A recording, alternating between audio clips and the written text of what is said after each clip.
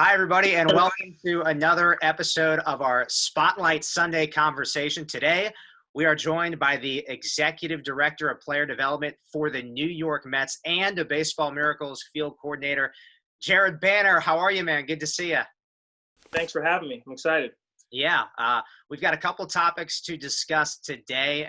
Let's start with why you're here. We're acknowledging you for your contributions to Baseball Miracles and everything you've done. But first, before we get into that, take us back to when you first heard about Baseball Miracles. When was that? I was down in Florida where I met John Taminia. I believe we were in Fort Myers together. He was scouting a game, and I got a chance to talk to him and get to know him a little bit. And he kind of told me about his vision right as it was really beginning. And he ended up, he scheduled a trip to South Africa, and the timing worked out for me, and I was able to join the group on the trip, and it was an amazing experience. What was your experience like in South Africa? What are some memories that you have about the impact you made in that community?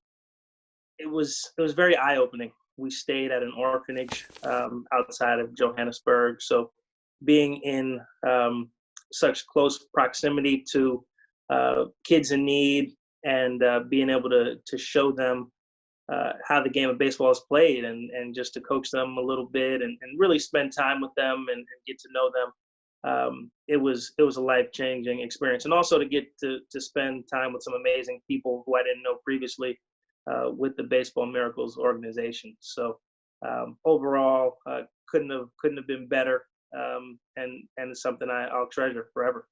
Yeah, no doubt. And when you were down in Johannesburg and you were able to see the emotion on some of the kids' faces who may be picking up a baseball or a softball or a glove for the very first time. I mean, do you have some of those vivid memories that sometimes pop into your head about just how incredibly impactful something like that is?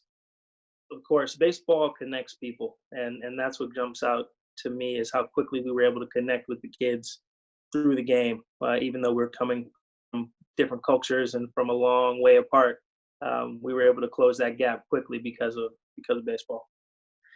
What do you want kids that come to our clinics to take away? What are some things? I know it's a lot of basic teaching, and you as a field coordinator, you want to be as basic as possible because these kids are learning the game for the very first time. What are some things that you'd like to have them take away from a trip?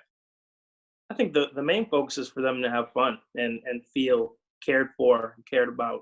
That's the energy we try to bring when we go on the field, is to have a good time with the kids and help them in any way that we can. So I'd want them to feel like we came in and shined a light on their day, so to speak. Yeah, absolutely.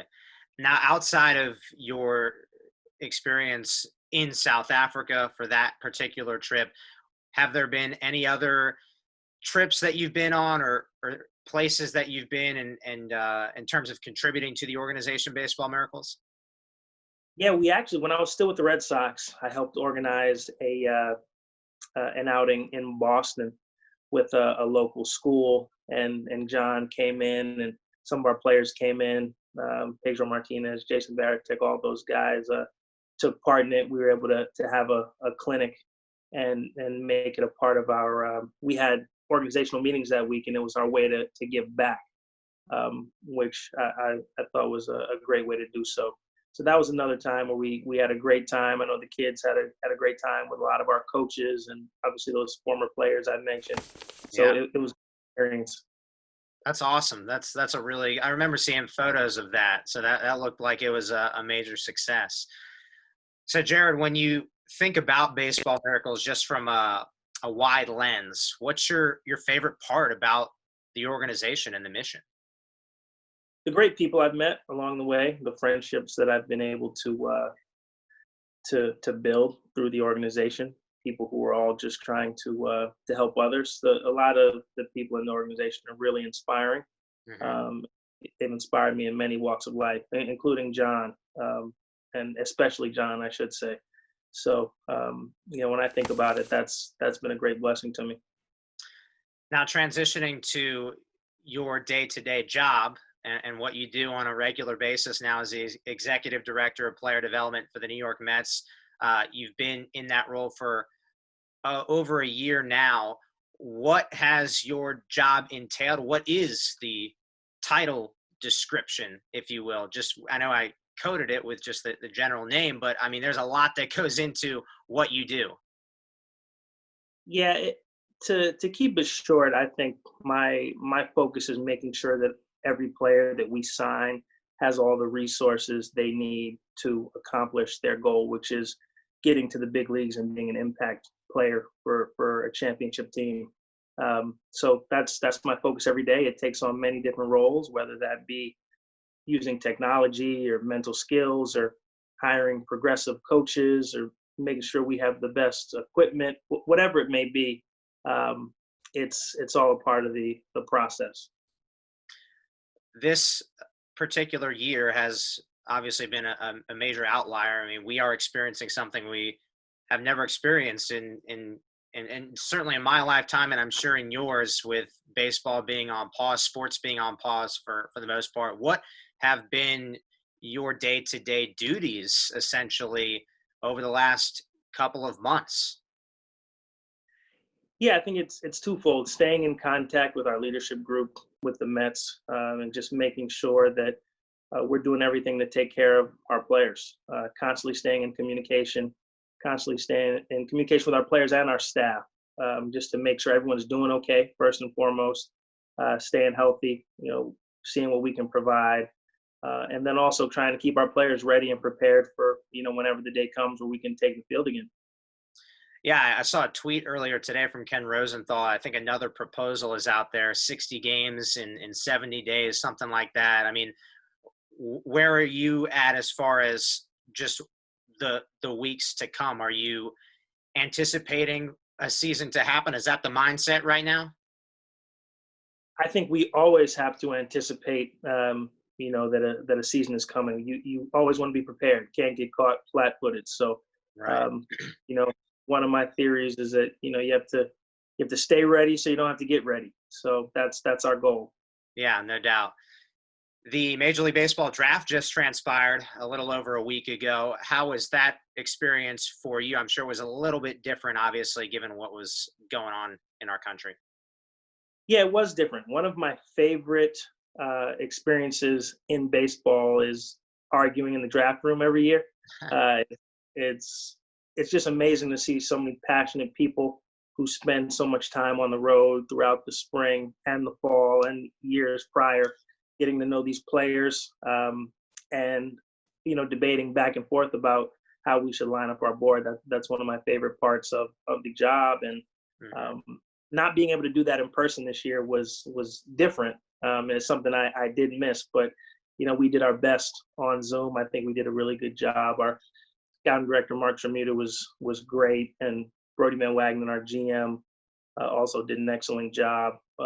Even though he was technically in a room by himself, he stayed in constant communication with all of us and did a great job. Helping us acquire the players we did. That's fantastic. All right, I want to wrap up with a topic that has been a concern and an issue in our country for far too long, Jared, and that is social inequality and racial injustice. And recently it's come to the forefront, maybe more so than ever, given the recent events, tragic events. For someone like yourself, a black man in sports, how have you tried to use your platform to educate others in your workplace? Yeah, I actually recently did an article with Newsday on it, just to get some thoughts out. I felt compelled to say something. In addition, we've talked a lot about it as an organization. The New York Mets, obviously, we're all looking at ourselves and figuring out ways that we can get better, um, in this area. So I think those are my two main focuses as of right now. Um, but it's a larger movement, clearly, and it's bigger than baseball. It's bigger than any one city. It's a movement across the country just to make sure that we're all treated equally and fairly. And it's something that I stand behind and want to help be a part of the solution. What do you want folks to take away the most from that article that you just referenced? That we need to make changes.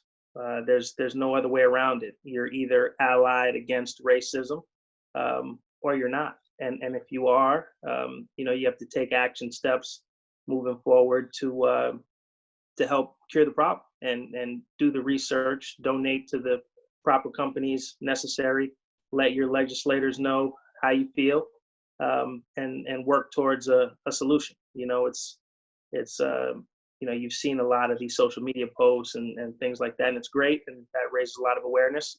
And we just need to keep the pedal to the metal, so to speak, and keep moving forward until we see actual change. Absolutely. And I mentioned the word education, educate, and Baseball Miracles, along with several other nonprofits, I mean, they reach kids at a very young age, and the importance of educating, especially those that are very young, to make sure that the future looks like it's heading in the right direction, which we certainly hope. So for those nonprofits that do work with young kids, how beneficial, what type of impact can those organizations such as ours, Baseball Miracles, have on hopefully eliminating social injustice? Yeah, when you have an organization like Baseball Miracles that's based on caring for others and love, and bringing hope to people, you're already taking a step in the right direction, right? If the whole world had the mindset of Baseball Miracles, we'd be in a much better place. So the key for organizations like us is to keep going and make our voices heard, and let it be shown in our everyday activity and our trips. How important it is. Certainly.